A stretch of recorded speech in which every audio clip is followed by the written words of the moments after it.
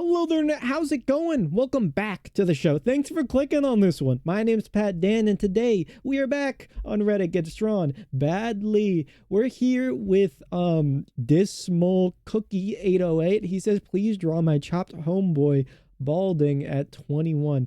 He looks like I feel like he looks not that chopped, to be honest. On the chopped scale, I'd say he's like doing pretty well for himself, to be honest. I've seen like chopper homeboys have existed, but I can see how, one might say in jest, this guy's a little chopped just to get on his nerves. It probably, tickles the friend group a little bit. I can get behind a little friend group tickle, a little joke, a little jest, but I just hope this guy really knows how not chopped he is. Like he's got clearly a reputation for his chopped nature, or they call him chopped in the friend group, I would imagine, or maybe it's just this one guy who makes fun of him. But I hope he's got like that support system that really lets him know day to day that he's got more qualities than just him being chopped. And I don't even think he's really chopped at all. I think he's really got the sauce. I feel like if I saw this guy like in the street, just out there doing his life, I'd be like, yo, this guy, pretty good looking guy, like not chopped. I feel like maybe his hairline is hiding a little something. Like maybe there's something I can't see there. Ooh, there's a little ruler there. How do we turn on the selection tool? It's S.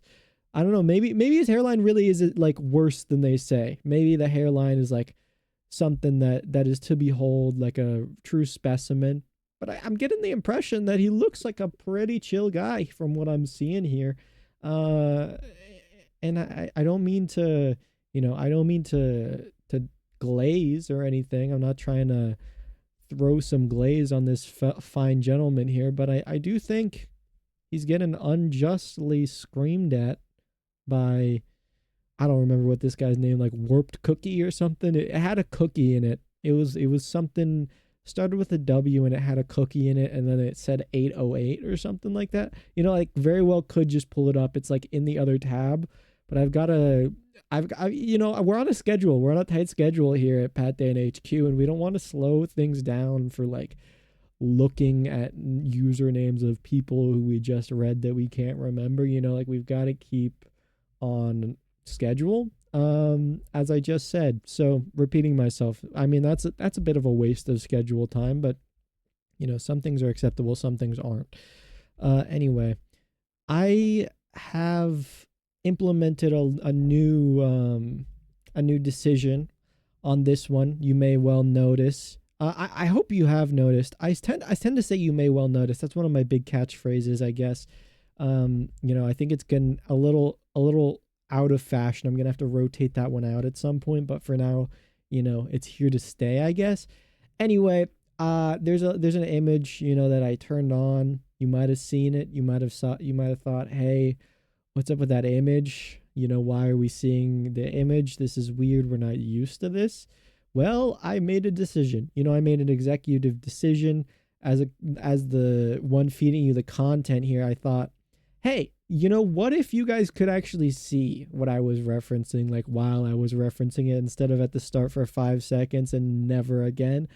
It's something we're testing out here. It might prove to be a horrible idea. It might prove to be a great idea. I think it is taking up quite a bit of the screen, but there's also like nothing over there for you to see. So it's, it adds a little bit of visual interest, I think.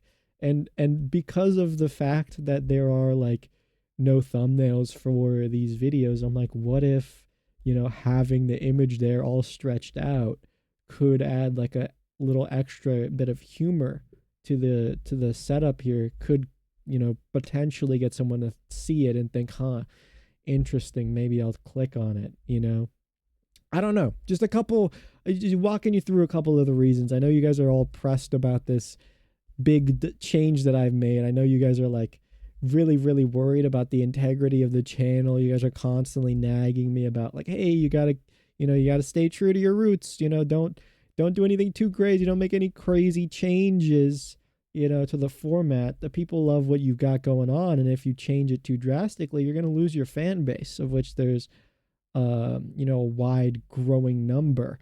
And I say, I make the decisions and I'm not going to have to listen to the likes of you. So I really like the straw manning that I do here in these, back and forths between myself. It has been a couple weeks since I recorded one of these, to be honest with you. I batch record them and I've just kind of sat on it for a long time, not recording. How is that gone for me? You might be asking. Well, it's gone kind of horribly. I don't know. I was thinking like, I got to focus on, maybe just like doing other stuff that's not recording for now. Like maybe that should be my focus. Maybe I should like use this time when I have stuff stockpiled to actually finish my assignments and not like fail my classes this semester.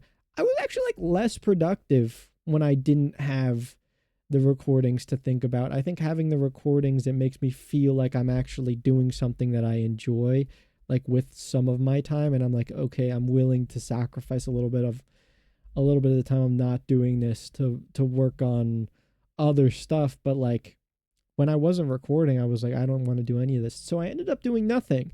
So it was kind of 2 weeks of nothingness, 2 weeks of bed rotting, not wanting to do anything, classic Pat Dan shenanigans. You love to see it. And I'm learning things about myself that I never thought I would. Mainly I'm learning that there's this one guy on YouTube Shorts. He probably primarily posts on TikTok, but I consume it on YouTube Shorts. And his whole bit is that he does, TikTok filters that are like games, the TikTok filters that are like games within a filter. He does specifically these filters that he calls the block filter.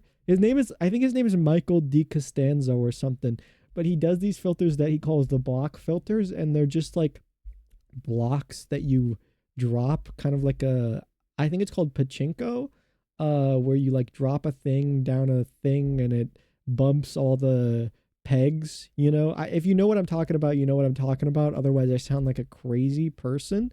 But there's this like block game that he plays. He plays a bunch of them, I guess. There's a wide selection on the TikTok filter wheel, and I just can't stop watching. Like legitimately, I don't know why, but I see one of the videos and then I click on his channel and watch through the entire catalog, of which I've seen already, but I'm like, I gotta see him again. Like, what's gonna happen? Is he gonna get like, so basically the goal is to get 50 hits. Like it's a block rolling down stairs, right? And the goal is to get 50 hits on the stairs. And I'm like, is he going to get 50 hits on the stairs? But I know he's not, because I've seen the video already and every video is the same. And I'm like, I know he's not going to get 50 hits on the stairs. He never gets 50 hits on the stairs. But what if he did? What if he did get 50 hits on the stairs? And apparently he's seen so much success from this filter doing on TikTok that he's been able to make multiple TikTok accounts in which he does this filter with other people. So he has like an account with his girlfriend where he does it. He has an account with this guy named Cam where he does it, and they do the same thing that he does on his normal channel, but like with other people. It's really weird. But I'm in awe. I can't stop watching. It's really captured my attention for some odd reason. I think it's because it's like genuinely the lowest possible brow content I could be consuming, and I'm like, yeah, this is zero brain effort. Like I don't have to think at all. Like I could literally be a fish and I would get just as much enjoyment out of this content as I am right now. And I think that's the main reason. Probably additional reason is that, I mean, come on. It's like, is he going to get that block? Like, is it going to happen? I know it sounds crazy. Like, I know it sounds crazy that I'm actually genuinely invested in this block, but it's like, what if he gets the block? Like, what if he actually gets 50 hits on the block? Like, what would happen? Like, would he have to stop doing the series? Like, does he sometimes get 50 hits and then retake the video so he doesn't get 50 hits so that it can, continue the series? Like, I don't know. I'm very interested. That's kind of been my life for the past 2 weeks. So I'm happy to see a return to form here. just back to my YouTube recording roots, as I've been doing since, the age of, I don't know. I have no idea. I've probably recorded a good deal of YouTube videos in my time. Not a lot, not a huge amount, but a solid respectable number. I couldn't place an exact count on it, but if you were able to, and then you heard the number, you'd be like, okay, it's kind of, it's a bit laughable. Like, it's a slight bit laughable, but also slightly solidly respectable. That's exactly the position you'd find yourself in if you did hear the number. Um, so yeah. By the way, huge news. Massive, massive, massive news. This is genuinely reality shattering news for me, and it might be the reason that I upend my entire life and go live in a van and decide to make a crazy life change or something. This is huge to the point where I might actually restructure the entirety of my existence just based around this sole bit of news. I don't know how many of you in the audience are as interested in Goob the Noob as I am. Okay, I talk about him all the time, and I know upon hearing that name, you're probably like, Jesus Christ, Goob the Noob again? You always talk about this guy, Goob the Noob. Jeez, dude, relax. He's just a guy. He's just like any of us. And that is the appeal. What you don't understand is he is just a guy. He is just like any of us. That's why I love him. He's just like us. And I went to check on Goob the Noob's channel. It's honestly been a hot minute. Oh my God, voice crack. It's honestly been a hot minute since I watched one of his videos, right? He does a daily upload and he gives an update on how his life's going. And I'm like, okay, it's been a little while. I'm going to catch up on the recent videos, see where he's been at. It's been a few days. I don't know, where he's, where he's been in his head. How is his classes been going? I need to know this information. I kind of depend on it. And I clicked on my subscription feed to see that there were no Goob the Noob videos in there. I was like, huh, interesting. He's usually the only one on here. He uploads every day and his videos constantly pop up. Why is he not here? This is weird. So I go, okay, I'll just search up the channel. Maybe YouTube actually unsubscribed me or something. I see, stuff like that happen all the time. YouTube's an iffy platform. So I go search the name Goob the Noob to see what? Zero results. Zero results for Goob the Noob. Why would that be? I knew Goob the Noob exists. I've seen his videos before. I watch his channel frequently. I was just watching him earlier this week. Why would he be gone? What the heck is happening here? I look in my saved playlist, one of which is all Goob the Noob videos, and I click on it. Every video unlisted. Not even unlisted. I click on the video. It says, this video is not accessible because the uploader has removed their channel. What? Removed? Goob the Noob has removed his channel from YouTube. What? How do you expect me to react to this? This guy is my livelihood. This guy is the thing that's been holding me up over these past, few weeks. I'm sorry, he's just gone. He deleted it. Did he warn us in the video before he deleted it? He didn't even give me time to watch it. Was I just supposed to know? Am I supposed to be such a loyal fan that I just knew that he was going to delete his channel and I was just supposed to know? Is that what it is? Is that what's happening here? Am I just not a loyal enough fan? I don't know. It's very distressing. It's very distressing. Anyone out there who maybe watched the last upload can give me some insight into why this has happened. Please let me know. I'm very worried about the guy. Honestly, at this point, his channel deletion, I feel like it's a call to action to us, the Goob the Noob fans, the audience, the viewers, the enjoyers, to go and enact his dream. His dream was always be a YouTuber, find success on the platform. And I feel like now that his channel's gone, he had other channels, right, that he talked about. I just never knew what they were because he refused to link them and he refused to say what they were because he was embarrassed of them, I guess. But his channel that was having the most success, according to him, now deleted, now gone. off the face of the platform. We have to now, in his stead, replace that energy that was on the YouTube, replace the big gap that he's now left us with, and find out how we're going to move on. Because without Goob, there's a lot of heart that's missing. Like there's a tangible loss of energy and heart on YouTube that I can instantly already feel upon realizing that he's been absent. And it's like, somebody needs to step up right now. Someone needs to step up here to the plate and like get this fixed, because something is wrong, and the whole entire universe is going to crumble if someone doesn't step up. And I think that's us, you and I, audience member. I think with his leave, he's taken, I'm gonna currently consider it a temporary leave from YouTube, just for my own sanity. With his leave, he's inviting us. He's sending an olive branch out, and he's saying, now's your chance. Now's your opportunity. I set you up. I showed you what it looks like to have, drive, heart, consistency, and personality that is unbeatable. Now I need you to take the torch. He's handing the torch to us. He's saying, take it, pick it up, head up, hold your head high, and carry on my legacy. Carry on the Goob the Noob legacy. So I'm going to hope that he comes back, for one. That's my first main hope.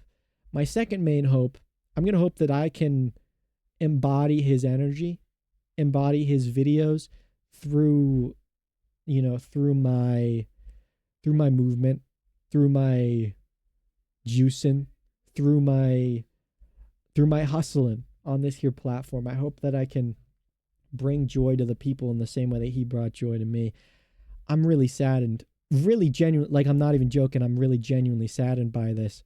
And I hope he comes back. I hope he comes back. I hope we find out what happened. I hope we know eventually at some point. I was actually, honestly, I was getting kind of bored a little bit. That's why I stopped watching. I was like, nothing's happening in his life. It's all the same. And it was getting me downtrodden. So I was like, okay, I got to take a break from watching him. And then there's big development. His YouTube channel is gone. That's huge. Like his YouTube channel was like kind of his life. What do we do now? What does he do now? What is happening in the Goob the Noob story? We'll never know. So, that's huge. Very distressing, to be honest, to tell you the truth.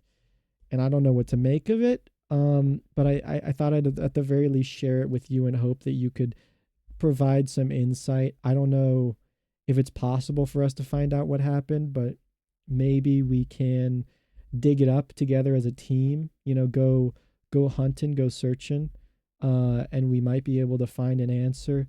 I hope we can see him again, man. I really hope we can. In the meantime, we gotta give it our best shot. We really do. I miss him. This goes out to you, Goob, if you see this video, bro. We're waiting. We're patiently awaiting your return. I hope he just like got like a copyright strike and got freaked out and like temporarily like privated his channel, and once he realizes it's not a big deal, he'll like come back like to his fans and reassure us and say, I'm sorry guys. He always apologizes. He's a constant apologizer. It's one of his many lovable traits. He apologizes to a fault, I feel like I know the guy, really. It's a real parasocial thing that I've got going, but it feels bad nonetheless to know that he's gone. It feels real bad. I also saw recently, I'm going to try and bring the spirits up a little bit here because I know we've been harping on this for a long time. It's just a big deal to me. But also recently, I found I don't know how many of you guys know this, okay? I'm going to do a little preface here before I talk about the thing that I'm trying to talk about. But I do have like a history of a bit of Black Mirror hate. I started watching a couple Black Mirror episodes recently because I wanted something that I could watch with like minimal commitment, right? Black Mirror seemed like that thing for me. I was like, okay, I can just watch and there's no like continuity. I can just like go and not worry about missing any episodes or paying attention or whatever, because I can just continue watching and not feel like I've missed out on anything if I zone out for a second, right? And I was kind of a hater. I was kind of a Black Mirror hater. I was watching and I was like, this, it's good for what it is, I guess. Like, it's just like a child's thought experiment. It's okay. But plot wise, execution wise, there's something to be desired. Like, it's lacking a lot. And I finally found, not that I was searching, but it was presented to me by the YouTube algorithm, someone else who shares basically the exact same opinion. I don't know if you guys know the video essayist Big Joel. I've been recently exposed to a couple of his videos. I actually didn't know of him before, but I've recently come upon a couple of his videos. And Big Joel, man, good guy, great guy. He shares almost the exact same viewpoint on me on every single one of the Black Mirror episodes I've watched. I saw his like, I think it was like season 5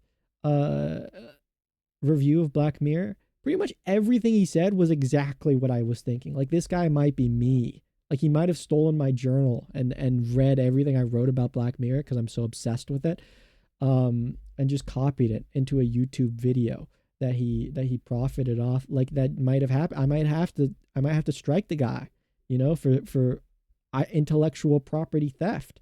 I just might. Like, he said the exact same thing I said about the Striking Viper episode.